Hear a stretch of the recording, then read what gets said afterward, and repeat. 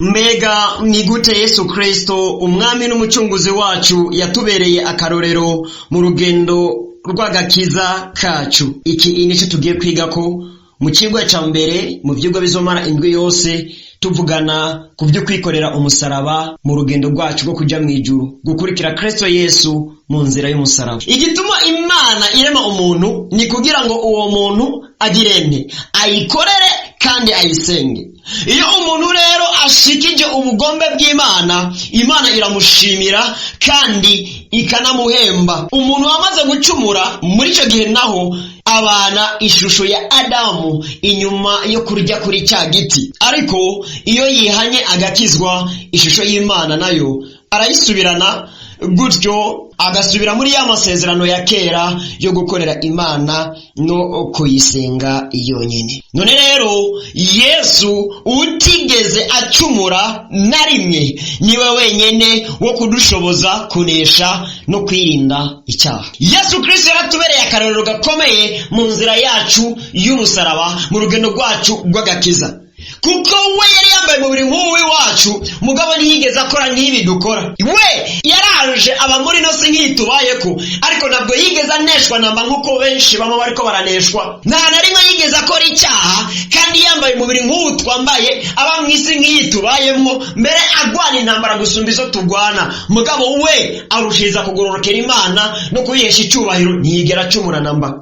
None rero Yesu Kristo utigeze acumura niwe wenyene wo kudushoboza kunesha icyaha no kwirinda kugikora. Mbere si kuko atigeze acumura, ahubwo ni kuko yaje kw'isi aje gukuraho icyaha ngo yimike ukugororoka. Amaze kwitanga ku musaraba akabera ikimazi amahanga yose, akava amaraso kugira ngo ibyaha bya bose biharigwe, Imana ihabwe icubahiro. None rero ndabaye kaze irigira kandi bakundwa b'umwami. Ikiganiro kivuga butumwa muri ko murumva ni ikiganiro ijambo ry'umunsi, jewe ngitunganya nkongera nkanagishikiriza, nitwa Iradi Ndiho kubwayo, ndi mwene se umugakiza. Kaze cyane twishimikize amajambo y'Imana.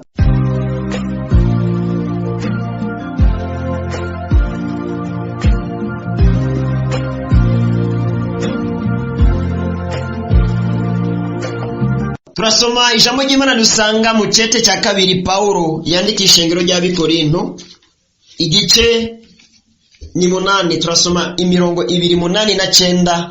Tongere dusome no mu butumwa bwiza bwa Yesu Kristo uko bwanditswe na Yohana, igice cya 20, imirongo ya 21 na 22.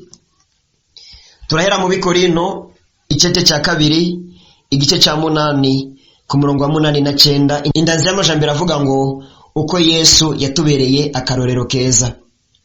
Simbivugiye kubagera, ariko mbivugiye kugeza urukundo rwanyu kwari urw'ukuri ndarugereshe umwete w'abandi, kuko muzi ubuntu bw'umwami wacu Yesu Kristo, yuko naho yari umutunzi yahindutse umworo ku bwanyu, kugira ngo ubworo bwiwe bubatungishe. Imana ihabwe icubahiro. Yohana 20:21-22 naho hakavuga ngo Yesu yiyereka abigishwa 10. Iyo nindanze y'amajambo 21:22 hakavuga ngo Yesu yongera kubabwira ati amahoro abe muri mwebwe, nk'uko data yantumye niko nanje mbatumye. Avuze ibyo abahumekerako ati nimwakire mpemu yera. Dusenga Imana. Bwirukiro bw'amahanga uhoraho si umwami n'umucunguzi wacu Yesu Kristo, ishimwe n'icubahiro bizokwama ari ibyawe. Eka mbere amahanga yose birayakwiriye gupfukama no kugusenga, kandi nawe urabereye gusengwa na bose. None mw'izina rya Yesu Kristo iri jambo ryawe ndagomba Mana ngo urishimangire mu mitima ya twese, abumva bose ubashoboze kumvira kandi ubatawuze igikwiriye n'ikibereye. Uno munsi wigisha umwe wese ukuntu akwiye kwigira ku mucunguzi wacu Yesu Kristo, uwadupfiriye ngo tubeho, uwatubambiwe ngo tubambugwe, uwemeye gusuzugurwa twebwe ngo twubahishwe.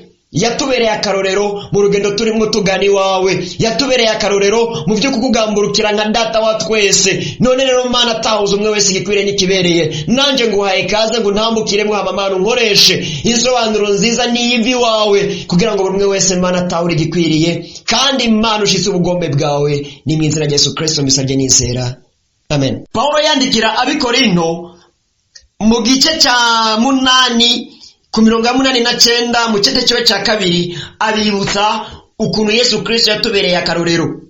Yarahagaze ku by'urukundo mugabo abifatanya n'ibyo gukorera Imana.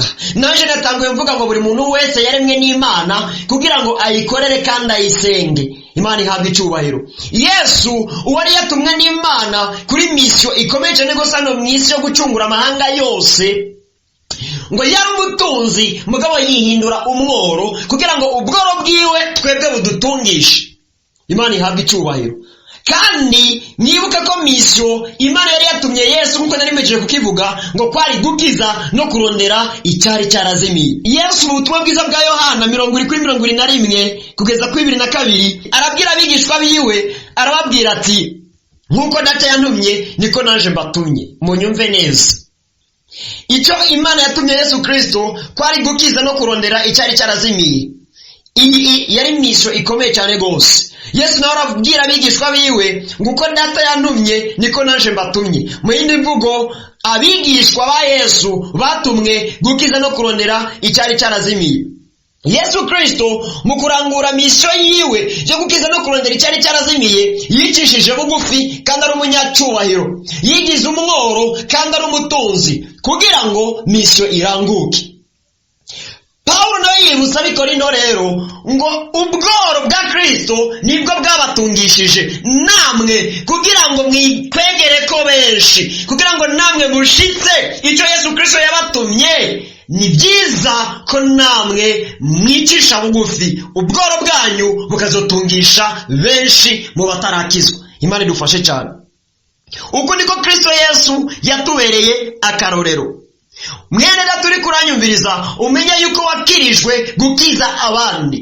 Nkuko Yesu Kristo yahamagaye Petero niko nawe wahamagawe. Ushobora kuba utari mwibango givuga butumwa, ariko nimbura umuririmbyi, nimbura umusenzi, nimbura umuvugishwa, uko ingabire zatanzwe isabagire. Buri umwe wese n'ingabire yiwe, uko imihamagaro itandukanye, buri umwe wese n'umuhamagaro wiwe, ariko twese dukorera Imana mu kuri no mu kugororoka tuzana abantu mu gakiza.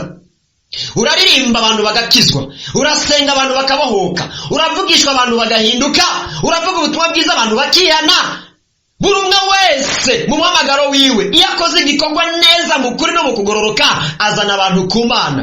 Uretse n'ibyo by'imihamagaro n'ibikorwa kanaka, ingeso zacu nk'abakristo zihamagara benshi. Nimba koko ari ingeso zigaragara koko twakijijwe, twahevye ibya kera, turi bashasha tukagendera muri bishasha byo guhisha Imana icyubahiro. Imana idufashe cyane. Turangirize mu cete cya mbere Petero yandikiye ishengero igice cya 4 ku murongo wa 1 n'umurongo wa 2 hari amajambo yo kurangiriza ko.